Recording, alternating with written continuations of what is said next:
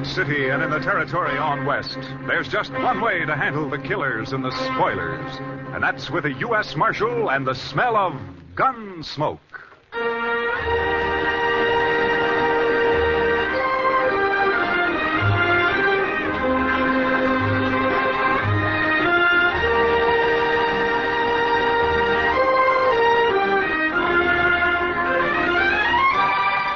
Gunsmoke, starring William Conrad.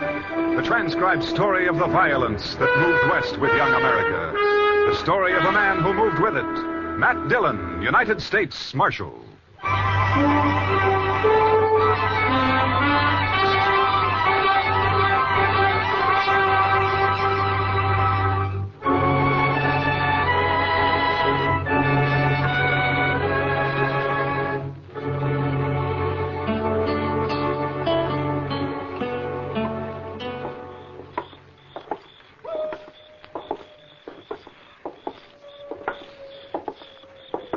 Quiet night, Mr. Dillon. Yeah. Except for that coyote. He's wailing his head off out there.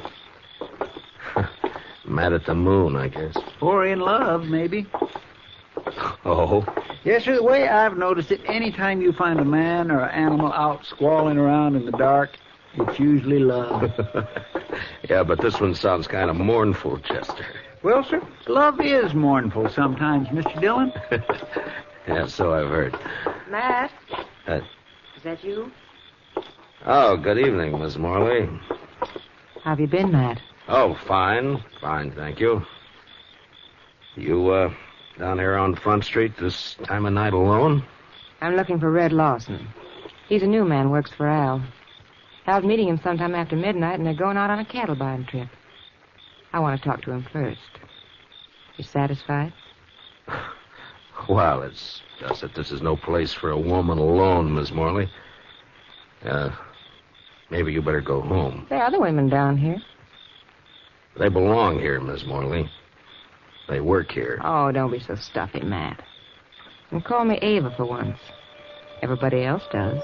Well, your husband might take exception to that, Miss Morley. Now, you're blaming me for what happened before, aren't you? I'm not blaming you for anything, Miss Morley. I didn't tell him to get into a gunfight over me. Wasn't my fault. I didn't say it was. Chester, you better see that Miss Morley gets home, all right? Yes, sir. I can get home by myself. My, she's pretty as a picture. It makes you wonder. Yeah, maybe you were right, Chester. With a woman like that, love might be kind of mournful.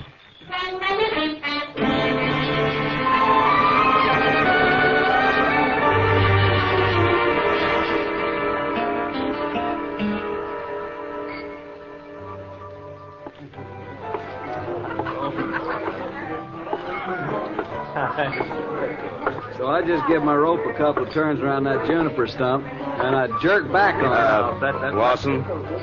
Oh, hi, Marshal. I wonder if I could see you for a minute, huh? Yeah, sure. Be right back, boys.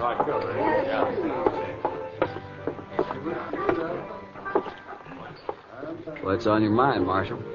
Lawson, I just ran into Miss Morley in the street outside.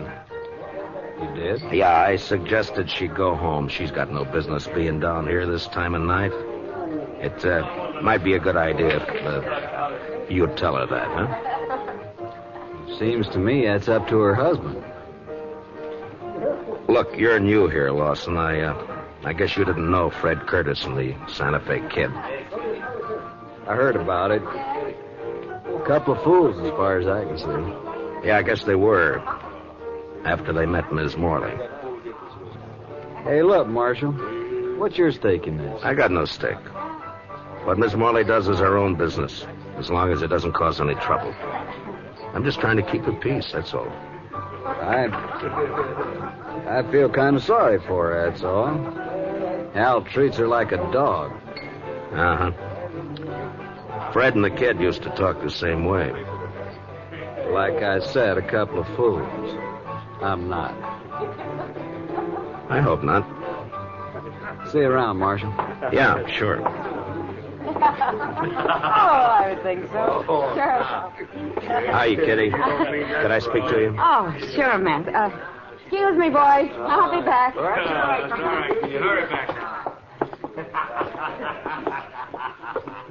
What, Matt? Kitty, has Al Morley been in tonight? Oh, no. I haven't seen him, Matt. Should he have been around? Oh, not necessarily. He and Lawson are riding out around midnight on a cattle buying trip. I just thought they might be meeting here. Oh, well, not yet anyway. Jesse Wells would know what the plans are, though. Jesse Wells? Yeah, the bartender down there at the end, the young one. You know him. Oh, yeah, sure. Why would he know? Well, he's going along.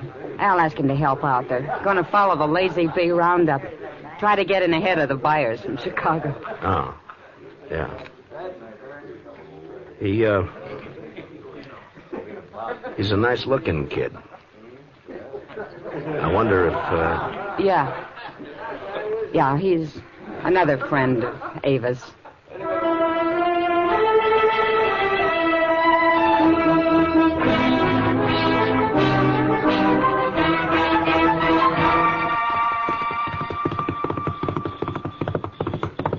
Oh, boy. Hold it.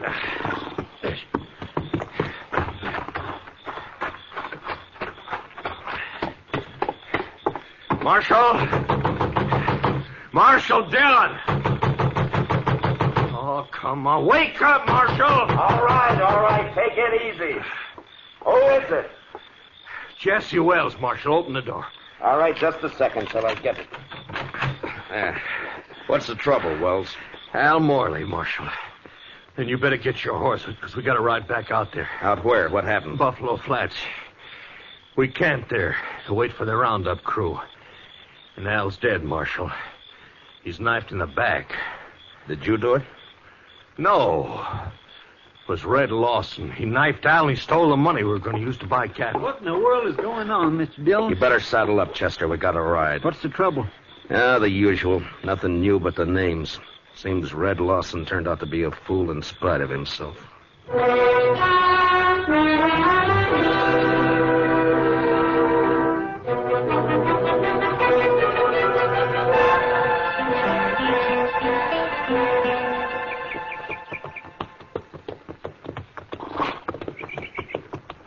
Over this way, Marshal. Camp is right there by that plum thicket. Right. Be daylight in another 20 minutes. Hello, boy. Oh. He's laying over there by the bushes. Yeah, I see him.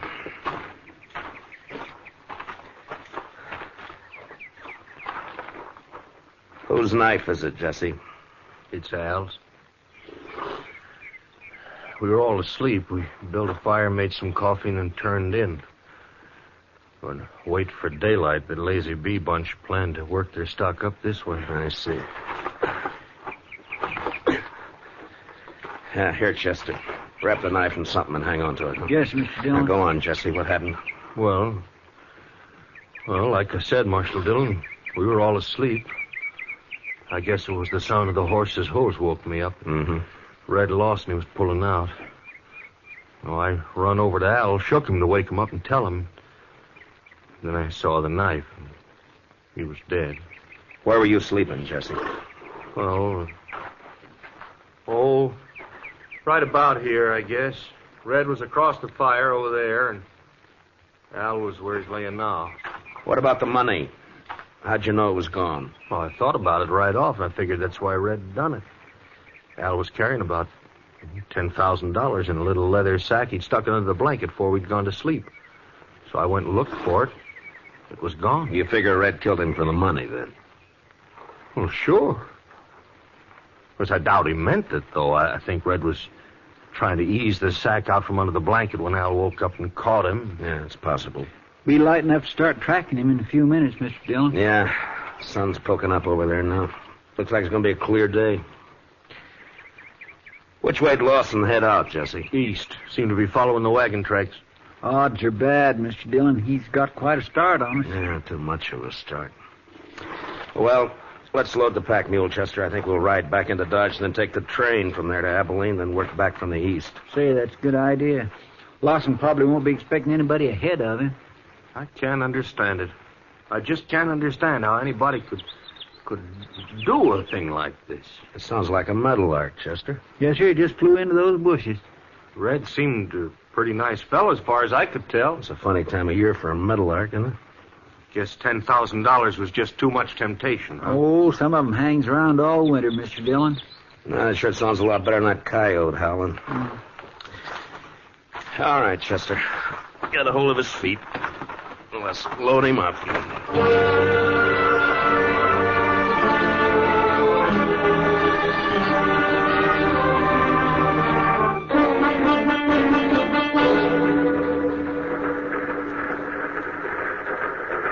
Sumac Creek water tank's right around the bend up ahead of us there. How long we stop here? Oh, about 5 minutes. Just long enough to take on water. Might as well relax, Marshal. It's a long ways yet to Abilene. Why, we ain't but 24 miles from Dodge City. Feels more like 100. These seats are harder than a saddle. Say, this here fella you boys looking for, guess he's a real mean enough. What? Oh, yeah. Mean enough. Well, it's just like I always say, this prairie country ain't never gonna be a law-abiding place to live. Well, every time I pull out of Kansas City on and run west, I'm expecting every minute to be shot or hung or scalped. Chester. What's the matter, Mr. Dillon? Look out the window here. Around the bend there by the water tank. Looks like we don't have to go to Abilene. Oh, yeah, there's some fella waiting to catch a train, I guess. You boys recognize... Is he the one? Yeah. His horse is tied there by the tank. Must have decided on a quicker way of traveling. Yeah, it looks that way. All right, Chester, he won't be expecting us. Let's get out in the vestibule and then drop off and take him as soon as the train stops. Yes, sir. Hey, Marshal, whatever you do, don't let him get on this train. Just keep the passengers away from the windows. In a way, it's too bad, Mr. Dillon. Miss Morley would have really enjoyed that $10,000. You're guessing, Chester. Well, he hasn't seen us yet. All right, let's go. Lawson, get your hands up. No. You're under arrest. Get your hands up. No. He's running for his horse, Mr. Dillon. Lawson! Gonna fight. You can't get away on foot. Lawson! Come on, Chester. That's a cutting it awful thin, Mr. Dillon. Giving a man 3 chances before you haul down on him. We're still on our feet. He's not. Yeah, but it's a pushing the odds, though. Yeah, I guess. All right, pick up his gun there, will you? Yes, sir. Lawson? He's still alive, Mr. Dillon. Can you hear me, Lawson? Sure, I can hear you. There's a sack of money. Looks like it fell out of his coat. Yeah, I see it. Lawson, there's no doctor on the train. We're going to try to stop the bleeding and do the best we can for you. There'll be a train back toward Dodge City in about a half hour. We'll wait for it. Is that all right with you? I don't have any choice, do I? No, I guess you don't. You made your choice last night. Was she worth it?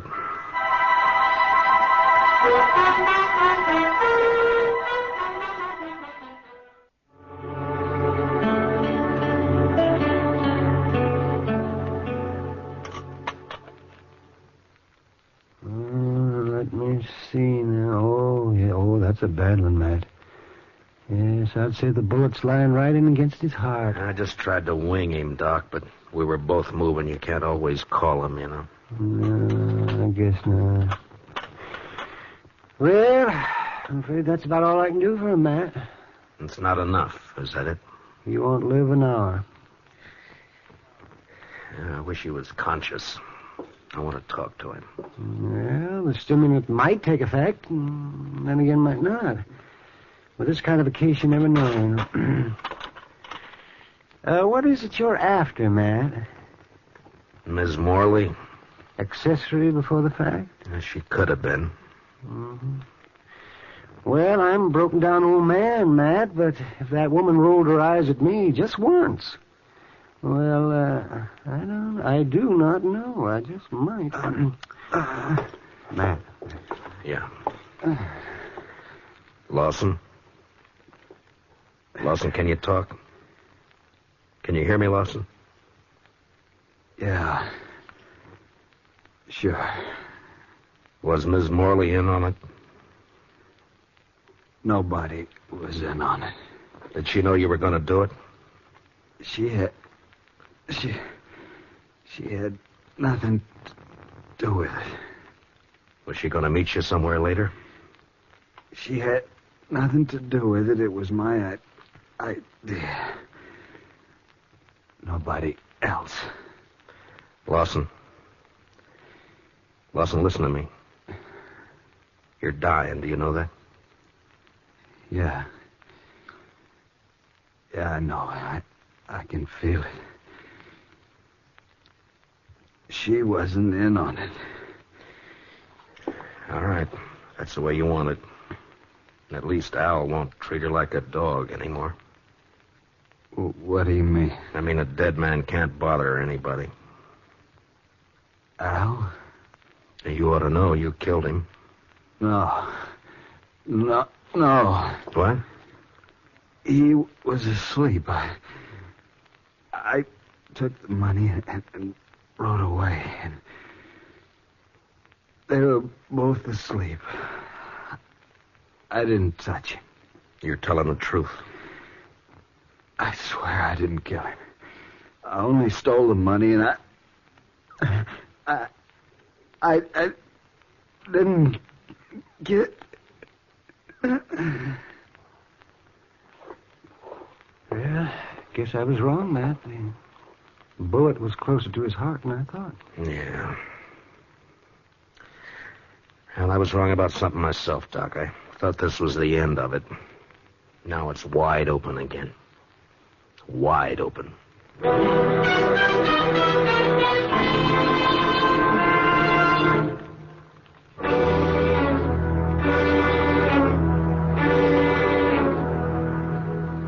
I don't see why you got me here just to ask the same things all over again, Marshal, because I told you how it happened. Yeah, I know, Jesse. You caught Red Lawson with the money on him. Now, what more proof do you need? It only proves he took the money, Jesse. It doesn't prove he killed Al. What do you mean? Chester, you better punch that fire up over there a little, huh? It does seem to be getting chilly in here. Now, what do you mean by that, Marshal? You killed Al yourself. Didn't you, Jesse? You're out of your mind. You woke up and saw Red steal the money and take off, and it gave you ideas. You slipped over and knifed Al in his sleep. You knew Lawson would get the blame for it. Well, sure. Sure, because he did it. He said he didn't. Dang stove. Well, Marshal, did you expect him to tell the truth? He was dying, Jesse. Knew he was dying. I think he told the truth. I see. His word against mine. Word of a thief. I didn't say I could prove it, Jesse. But you did it, though. We both know that. And sooner or later, I'm going to get you for it. Chester, I think it'd draw better if you'd open the damper.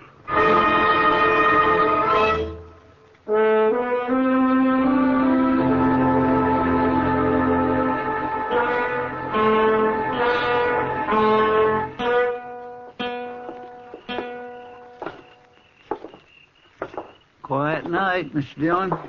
It was a quiet night last night. And 2 men who were alive last night are gone tonight. Sure makes you stop and wonder. Well, at least one thing hasn't changed. That coyote's still there. I guess there'll always be coyotes around, Mr. Dillon. What are you going to do about Jesse Wells? Oh, I don't know, Chester. He's guilty. You can see it written all over him, but there'd be no use bringing him in. I haven't got one piece of evidence. I don't know. Yes, sir. She's quite a woman. Mercy. Quite a woman. Yeah, she is that, all right. Matt? Is that you? Good evening, Miss Morley. Who are you looking for tonight? Can't be Red Lawson. He's dead. So is my husband. Have you forgotten? My deepest sympathy. Don't bother. You know better. I am sorry about Red, though. He was nice. You're the one who did it, aren't you, Matt? Yeah.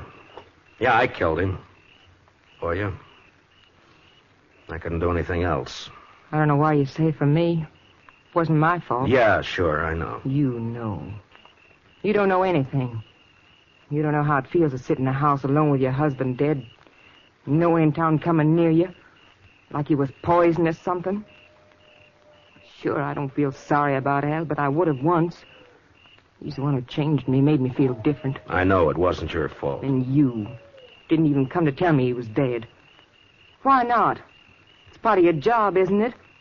I didn't come and tell you, Miss Morley, because I figured that you'd... Chester? Yes, sir? Would you mind walking on ahead? I'll meet you on the Texas Trail in a few minutes. Well, All right, Mr. Dillon, if you say so.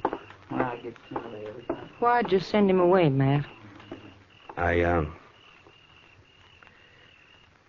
was just wondering if you were going to be home later tonight.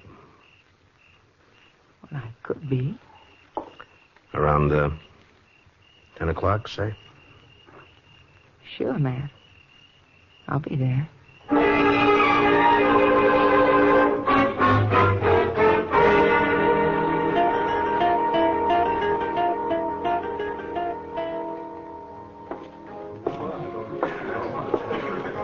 Well, Hiya, Kitty. Chester and I were trying to think of some way to rescue you from Ava's clutches. Only one thing, though, Mr. Dillon. I wasn't sure you wanted to be rescued. Kitty, has Doc been in tonight? Oh, I haven't seen him, Matt. Chester, will you see if you can find him and have him meet me here? Yes, sir. Right away, Mr. Dillon. Kitty, Yeah. I wonder if you'd help me with something. Well, sure, Matt. What? Drop a hint to that bartender, Jesse Wells, that it might be smart to slip out of here and pay a visit to Ms. Morley's around, say, 9:45 tonight. All right. Is it anything you can talk about? I don't exactly know how to talk about it, Kitty. I got a murder on my hands. I know who the killer is, and I can't touch him. So? So I'm going to try to make him touch me. Oh. All right, Matt. I'll take care of it. Will you be around for a while? Yeah. I'll be here till about 10.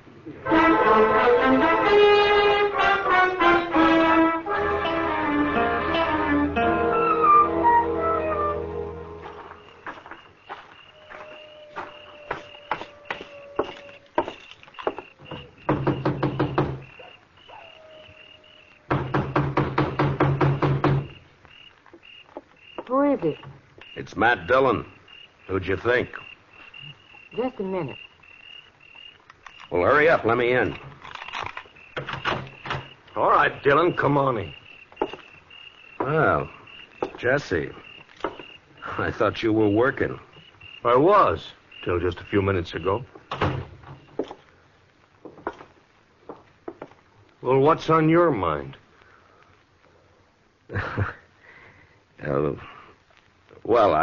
I think Mr. Dillon probably wants to ask me some questions or something. Yeah, I do, as a matter of fact. Jesse Wells, for instance. What? You didn't tell me he was going to be here, Ava. Well, What do you mean she didn't tell you? Wait, Ava, what about this? You were expecting him. You knew he was coming. Of course you knew I was coming. You and Matt Dillon. For how long? And what kind of a fool does that make me? I'm afraid you were born a fool, Jesse. That's why she picked you. She's so wonderful you said if only Al didn't stand in our way. I didn't tell you to kill him. I didn't mention it once. You didn't have to. Just kept dropping hints, leading me on. And all the time you and Matt Dillon. She's too smart for you, Jesse. You should have realized that. Yeah. And instead I played right into your hands. Both of you. How, Jesse? Killing Al, getting him out of your way, giving the two of you a clear field. You're under arrest for murder, Jesse. What? Oh, you'd like that, wouldn't you? Both of you would. Sit around and laugh about it while you're waiting for me to hang. I said you're under arrest. Now hand over your gun. Oh, you don't, Dillon. You're not going to carry it that far. You're not taking me in for something both of you wanted me to do. Hand over your gun, Jesse. You want my gun, you gotta take it away from me. Get away from the door. Oh, sure, I'll get away from you. Hold it, Mr. Warren! Ah, shit! Are you all right, Chester? Yes, sir. It was close, but he missed me. Well, you two didn't miss him. I don't know which one of you fired first, but either bullet would have done it. Well, you got his confession all right, Mr. Dillon.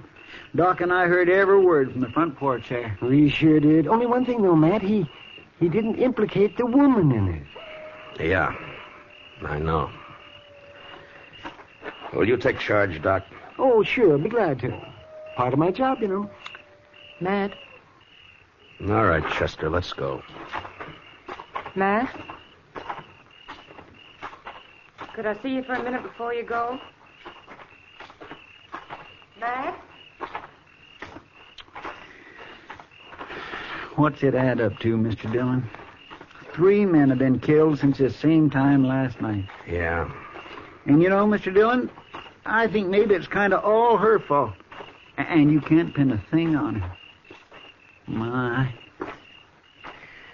Well, there's one lucky thing. There aren't many women like her.